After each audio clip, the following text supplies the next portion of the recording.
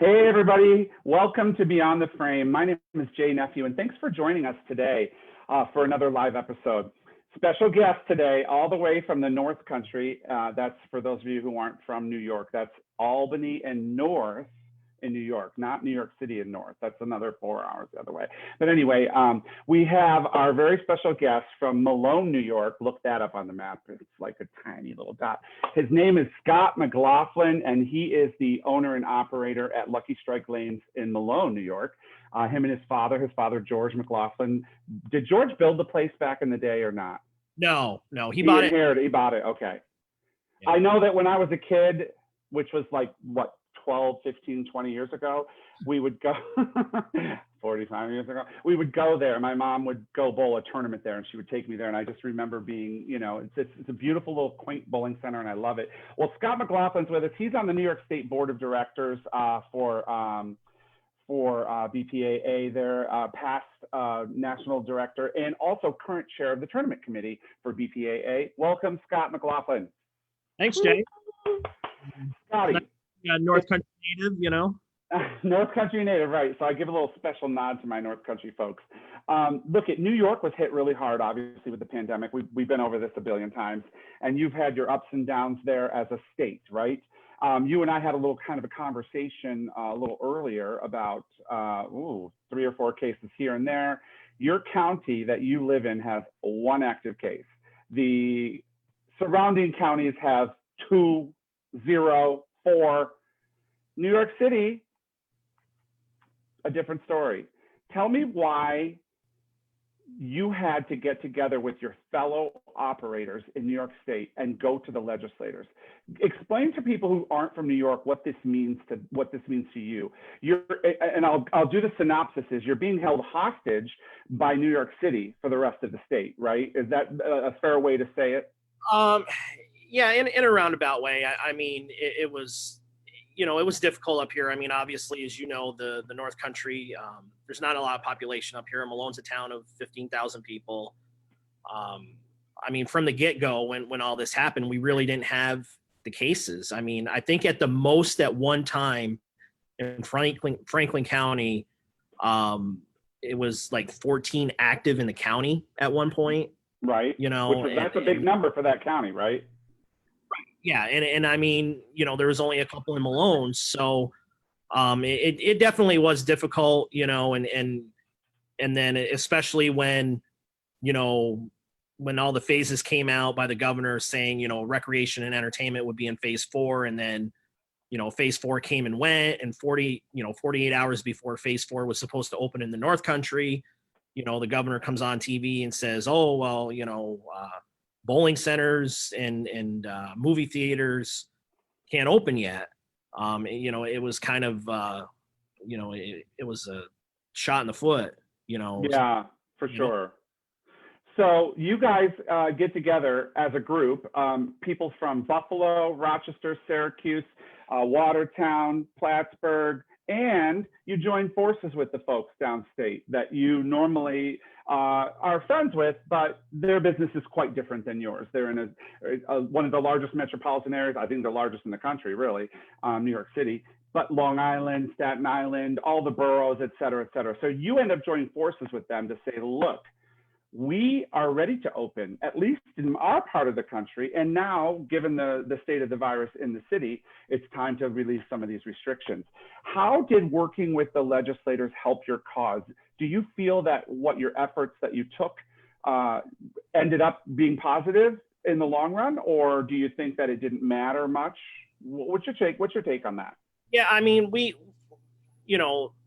long story short, once we started, we when phase 4 came and went and we weren't able to open, I mean, we all contacted our legislatures, our assembly people, our senators to see what was going on and to get a reason why, bowling wasn't included. I mean, you could go get a haircut, you can go to Walmart, you could go get a tattoo.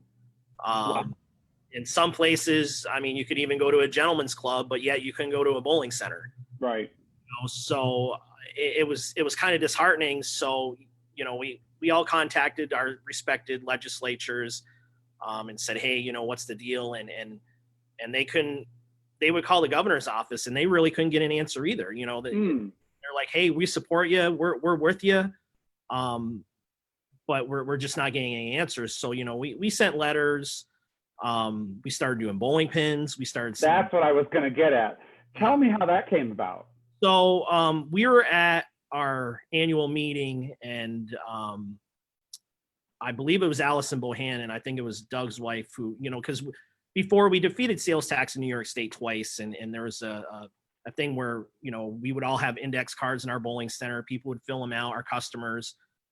They would get sent to our respected assembly people and senators, saying, hey, this is a bad idea, blah, blah, blah. So we were like, hey, the index cards worked before, let's try something else. Cause it seems that the governor is not listening to anybody. So why don't we send bowling pins directly to the governor? So, I put a video out on my page. I went through about 60 bowling pins. I just had them outside. I put a note there, told people, hey, come and grab them, put a note on it, help us out, send it to the governor. And we went, me personally, we went through about 60 bowling pins. Other centers followed suit. And from what I heard from my assemblyman, when all this was said and done, I said, whatever happened to the bowling pins? Did the governor actually get them? And he told me, he said, from what I heard from the inner circle, he did receive them. So that's awesome. Hopefully we got lots of bowling pins, and he finally took the hint, Right. So there was an education process that had to happen between you, the business people, and the government in your local area, so that they could then lobby the state government to say, look, you need to reevaluate your plans here for bowling centers and look at them differently, possibly, than what you've been looking at them as. And that seems to have been successful for you guys. Yeah, I mean, collectively, we sent a reopening plan directly to the governor's office. I sent my reopening plan to my county executive. A lot of other centers did the same thing. And then the press conferences kind of actually picked up the pace on it. I mean, once we started doing collectively, press conferences in Long Island, every part of the state, Long Island, New York City, the North Country, Capital Region, Central New York, Western New York, Southern Tier. I mean, all of a sudden, all these press conferences were happening, and our respected, legislatures, assemblymen, local officials were coming. Again, I believe, the governor's office, or he himself, saw it in his inner circle, and we were like, hey, we're safe, we're ready to go, bowling's safe, and some of the things we had to put in place. And then on day 151, he says bowling centers can open. So after being closed for 5 months, we were all able to open again. Beautiful, beautiful. It sounds like it was a well orchestrated effort, and an effort that was well worth it. There's a couple people that are watching us. Scott Alexander, John Lucido, and Walter Harrison are watching. They say hello to you, specifically to you, and to us, I should say.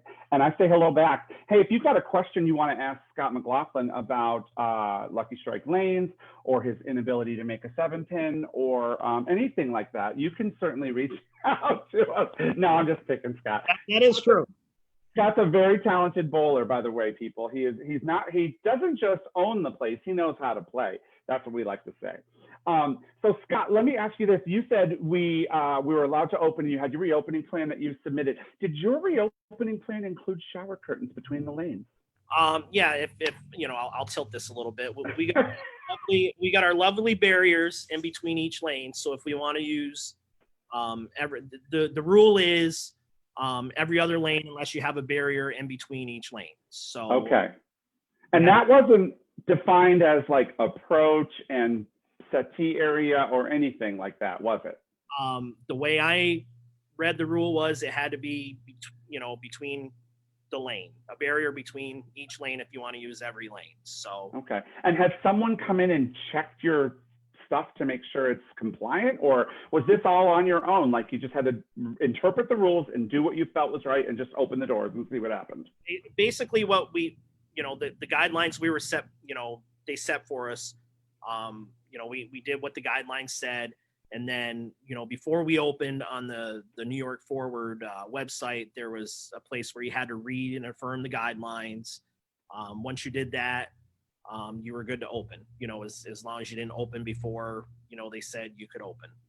Right. Okay. Well, that makes sense then. So, moving forward past now, you've been open for what, 3 weeks, 4 weeks, a month? We opened, we opened August 28th, I believe. We were a month. Let's call it a month. 5th or 26th, we've been able to open. We opened the 28th. So, I mean, league started on time here. And what is the impact then for your league play? Have you noticed an impact? Actually, I was kind of fortunate here that our leagues are pretty flat from last year. I know there's a lot of centers in the state that are suffering.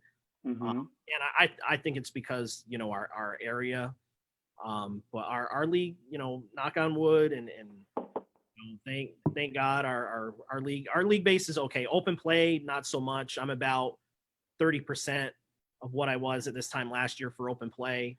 Wow.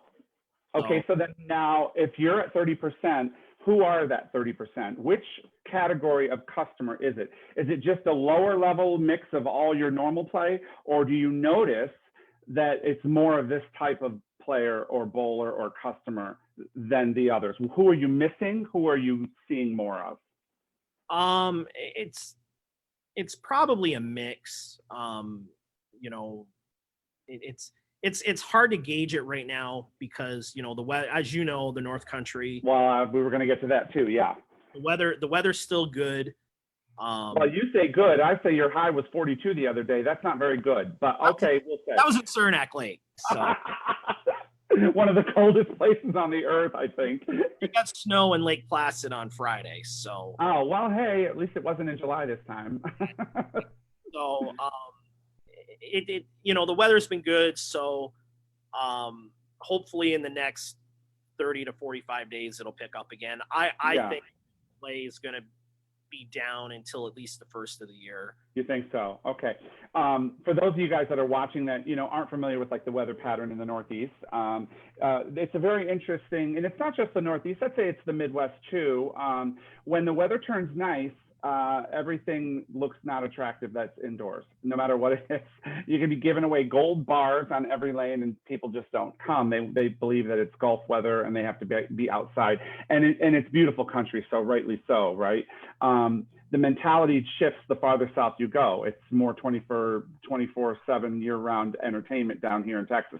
Boggles my mind, that during the summer we have 90 people crammed into a bowling center bowling a sweeper because there's nothing else to bowl, in a 24-lane center.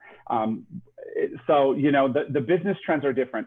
What we've seen happen in so many other markets is that the competitive players are actually the first ones that want to return. So your league bowlers, your tournament players, the people who are loyal to the center, they come often and frequently, they're the ones coming back first, and they're the ones coming back more often and taking advantage of the fact that you're open, at least down here. So the opposite was more true. I mean, in a seasonal environment like yourself, you suffer less from open play driving your revenue and corporate parties driving your revenue. Yes, that's still a factor, but it's less of a factor for you because you are so traditional.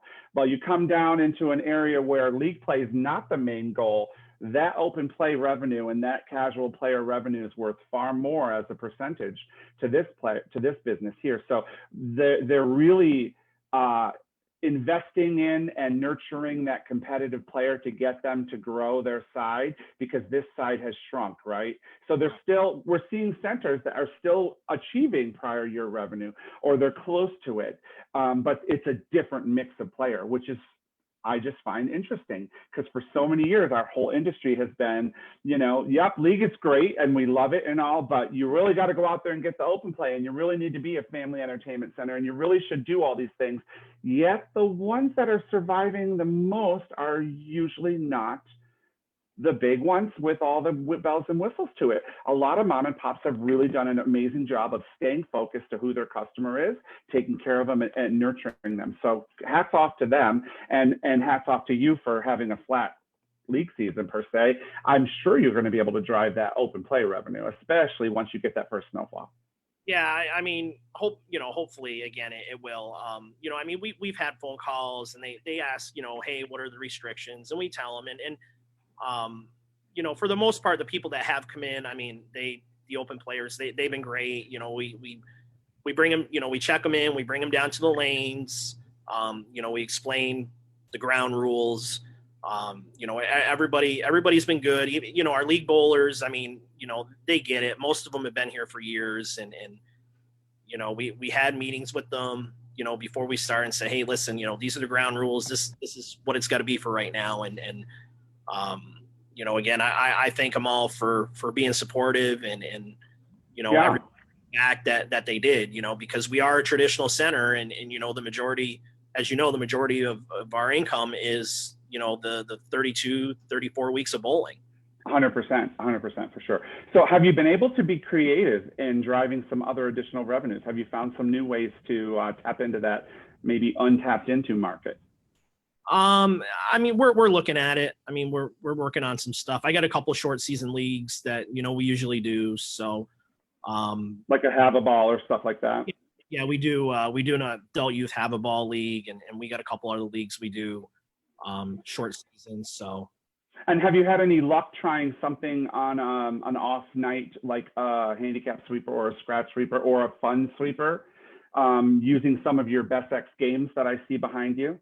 Well, I have Q score. I don't have. Oh, you have Q score. I'm sorry. I apologize.